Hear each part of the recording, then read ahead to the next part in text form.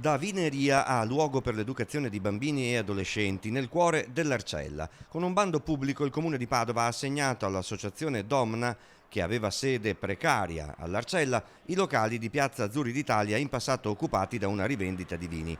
Qui si terranno attività di doposcuola e di ritrovo per bambini e minorenni. L'associazione lavora con l'infanzia e con l'adolescenza, quindi tutto quel settore giovanile. Siamo in Piazza Azzurri, siamo a San Carlo, siamo in una zona in cui un presidio sociale, un'attività sana, un monitoraggio anche delle presenze dei ragazzi più giovani che possono essere attirati in quella zona, spesso notizie di cronaca insomma, ci fanno capire che dobbiamo fare attenzione a quel segmento lì, ci ha suggerito che questa poteva essere una scelta che creava anche un'azione di deterrenza verso i fenomeni che attraggono i giovani in situazioni di devianza. In attesa che il Comune installi l'impianto di riscaldamento, l'associazione è già pronta per la fase 2 del Covid, per attivare i centri estivi. Questa associazione è già molto esperta e già all'Arcella ha un'esperienza di questo tipo